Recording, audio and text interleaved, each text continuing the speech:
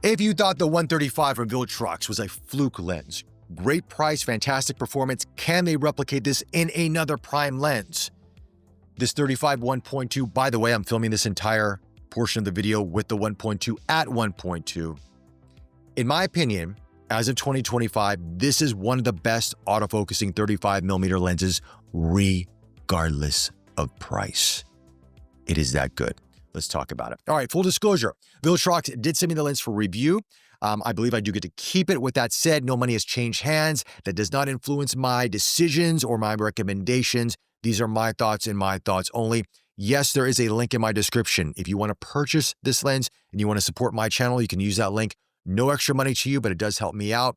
With that said, again, my thoughts and my thoughts only. If you don't have time to watch this entire video, Bobby, top line, I just said it. It's one of the best autofocusing 35mm lenses in the market, in my personal opinion. 1.2, the only other option in the market right now is the Nikkor Z35 1.2. This is smaller, this is lighter. It's roughly the same size as the 51.2 GM lens in terms of height, has a little bit more girth to it, but it's a 1.2 lens and it's a 35. But in terms of the performance, it is unbelievable, and especially at $999 USD, $100 more than the 135, but it's still, for a 35 1.2, that's a really, really good option. Again, don't know, obviously, current political situation, will the price change or fluctuate? I have no idea, but this is what Viltrox has told me, and it's in USD, so I guess it's going to be at that price point. So you know what? If you're looking for a good 35 at $999, try to find something better. In my opinion, I'll sit and wait. I'm still waiting. It is that good. This lens blew me away the moment I took it out of the package. Design-wise, very reminiscent of the 135 1.8. The OLED display, the aperture ring, the switches, autofocus, manual focus, declick the aperture, all that is there. It's a really well-made lens, and this is a beautiful lens to use. Mount it onto your Sony camera. No, you cannot mount it to a Nikon camera, so don't try it. I tried it with both the Viltrox adapter and the MegaAdapt adapter. It does not work, and Viltrox also told me it's not going to work. I think they made sure it doesn't work. Part of it is because of the weather sealing around the rear element area, because it is a weather sealed lens that doesn't sit flush with the adapters. And also, I believe Viltrox may be coming out with a Nikon Z version of this. If they do, then why need to adapt? Just wait for maybe a month or two, or who knows when it'll come out. But if they do, and you're a Nikon user and you're going, do I get the Nikkor Z35 1.2, which is a great lens, by the way, or do I go for the Viltrox? You're going to have some sleepless nights deciding that. In terms of some of the other aspects of this lens, you have 15 elements in 10 groups. You have various EDUA elements inside of this, spherical elements. It is a very well-made lens. It is well-corrected. Beautiful bokeh, minimal to zero chromatic aberration, wide open.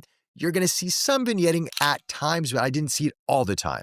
So again, it just could be the lighting source. It could be where I'm at, but nothing took me out of looking at this image going, wow, the separation from the subject to the background was beautiful. There is a little bit of cat's eye in the bokeh. You're seeing it here in this video as well with the lights behind me. Doesn't take me out of it. Again, at 1.2, you're going to get some different shapes of bokeh for a lot of lenses. That adds character. Something that's creamy and smooth and clinical, not my cup of tea all the time. I like something that has a little bit of a look. This has that. It's similar to the Nikkor Z in my personal opinion, but it feels, a little bit more well-corrected than that lens based on what I saw in the bokeh. Again, I don't have both lenses, and both camera systems are different.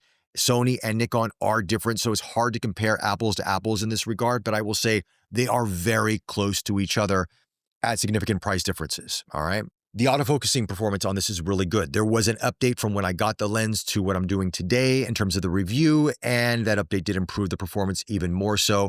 But I'm here in video, moving around here, in and out, tracking, and it's tracking me very, very well. Now, again, Sony's autofocus is different from Nikon's autofocusing. The Nikkor Z 35 1.2, sometimes it would take a moment to rack focus again. This seems to be a bit more stickier. Again, camera systems are different, so I can't compare, but just to give you an idea of how it performs. But I have no issues using this for video. You're seeing it right here, right now. In terms of the image quality, I mounted it to an A7RV, one of my favorite Sony cameras of all time. That sensor is unbelievable in terms of dynamic range, colors, image quality. I love it. It was unbelievable. First image I took when I took it out of the box was of my dog Praha. She's a Rottweiler. Again, this image is not going to win any awards, but it gives you an idea of the performance and seeing all the fine hairs in her face and the detail and how it resolves it. Then I took this with me to Indonesia, to Borobudur, one of the, I think it's the largest Buddhist temple in the world. Beautiful place, historical place. You're just seeing some of the images here. Beautiful. Architecture nails it. I don't see much distortion or any distortion in this lens at all. Again, I don't know if this is corrected in body or not, if there's any communication between the lens and the Sony body respectively, but a lot of these third-party lenses don't have all that involved. But based on what I'm seeing, it was really well corrected, very well corrected. You know, I'm just amazed at how sharp it is at 1.2. Stopping it down to f4, it gets slightly even sharper, but you probably wouldn't notice. The average person wouldn't notice unless you're zooming in at 400%. And even then, you're going to be hard-pressed to see the difference. Viltrox has designed this lens to be very sharp, wide open. Some lens manufacturers, their optimal sharpness is at f4 and f8. You can see Viltrox, for these lab lenses, is really focusing on sharpness, wide open. And they did a great job with this. It is that good. Some of the things about this lens which I am not a fan of.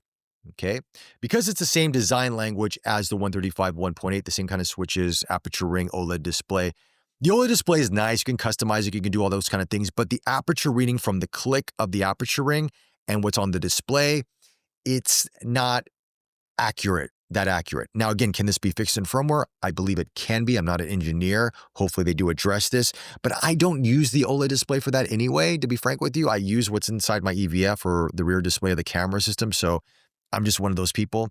The same thing about turning the aperture ring all the way to one side to go into auto mode. It's not a deal breaker. It's just one of those things that as you take the lens in and out of your bag and the camera is on or it's moving around, you may go out of whack if you're used to doing it that way, you know, controlling the aperture that way. I don't know. For me, I like to lock it, controlled by the camera system, but everybody's going to have their own personal opinion. By the way, in terms of updating this lens, it's the same as the 135 1.8. You update it through the iPhone or mobile phone app, respectively. You have to connect the lens via USB-C for power. You can do this with a power adapter, or you can connect it to your camera system, but just turn off the auto power off on the camera so it updates through Bluetooth in the time it needs to do that. It's relatively fast, but that's how you update the lens. Viltrox does not really, they don't give any notice of when there's an update to the lenses, so you just have to check the app periodically. Recently there was another update to the 135 1.8 to make it even better for autofocusing, but they don't announce it. So if you do decide to purchase this lens or any of their Lab Series lenses that connect via the app, just check every few weeks to see if there's an update and you're going to be fine. Outside of that, guys, I was absolutely pleasantly surprised by this. I mean, you know, focus breathing, probably a little bit there at 1.2. Case in point, here's this. They sent this to me. This is Nikon batteries, if I'm not mistaken. It's kind of like a charging case. You can charge your mobile devices through this. You can charge your batteries. The batteries that comes with it probably don't have the same juice as a native battery, but I mean, if you're in a pinch, you need some photos, these are going to do the job. They do relatively well, and this is it. But to give you an idea in terms of the focus breathing, it does a decent job. But I'll just say, if you're in the market for a third-party option out there, and not everybody is, I respect that, but if you are open to it, and you want a fast aperture 35 1.2 lens, this right now is an unbelievable buy. It is that good. That's it, guys.